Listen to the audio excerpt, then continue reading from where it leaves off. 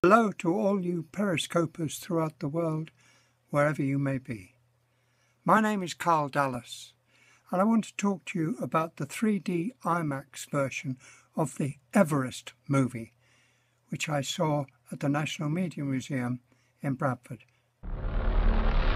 You, my friends, are following in the very footsteps of history, something beyond the power of words to describe. Human beings simply aren't built to function at the cruising altitude of a 747. Our bodies will be literally dying. Everest is another beast altogether. How you doing? I'm back. Doug Hansen. What do you do when you're not climbing, Doug? I deliver the mail. First mailman on Everest? Hope so. I like that. Sit down, man. Climatize. How's the weather? It's good. I wish I was with you. One day, you, me, and that little Sarah will all go climbing together. So today's the day, huh?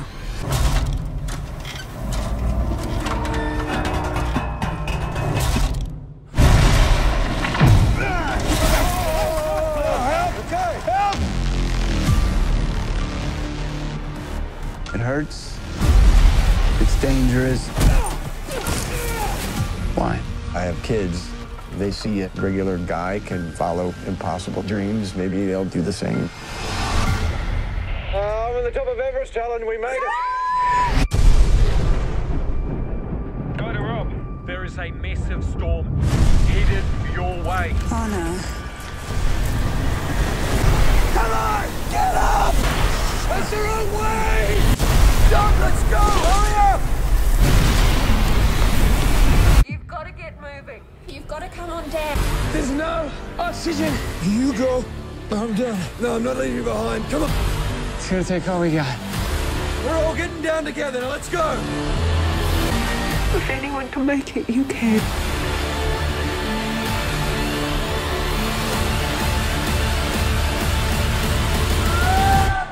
I've got to tell you, it is really awesome. Not the 3D, which I have to say added nothing to the views, probably because lugging 3D cameras up the Italian Alps, where the film was actually shot, wasn't really practical. I don't know why 3D movies are such a disappointment these days. I remember seeing an abstract Norman McLaren cartoon in the Festival of Britain on the South Bank in 1951. That dates me, doesn't it? And the 3D really worked. You could reach out your hand and put it through the abstract blobs floating in the air. Likewise, a few years ago, there was a 3D sequence in the Aladdin pantomime at the Bradford Alhambra, which had you ducking for cover when the cave opened up. Open sesame! And bits of rock came flying over our heads. Here, if anything, the 3D effects were distracting when they weren't irrelevant. The other bad news is that the music was really intrusive. Sorry, it was intensive, but it was also intrusive. When things are this gripping, we don't really need sinister music telling us how dangerous it all is. Just the sound of feet squelching on snow can be much more involving. Well, that's the end of the bad news. In every other sense, I found it not only edge of the seat exciting, but also really moving. It helps perhaps that it's based on real events and is shot like a documentary. But when one of the mountaineers is calling home to his wife on a satellite phone to say goodbye because he knows he's not going to make it, I swear tears came to my eyes. I know it's all kid, as my late mother-in-law used to say, but it really seemed like it was really happening. What the film doesn't explain, to a devout coward like me, who finds it hard enough climbing the stairs, never mind the highest peak in the world, is why on earth people do it. The question is actually asked from behind the camera. Why? And they all chorus, because it's there. I know they were taking the mick because that's a real cliche. I mean, everyone says that. People think Edmund Hillary said it, but he didn't. It was somebody else. I can't remember who it was. I mean, why do they do it? Quite apart from the people whose bodies are still up there under the snow, one who did get home lost 2 hands and his nose from frostbite.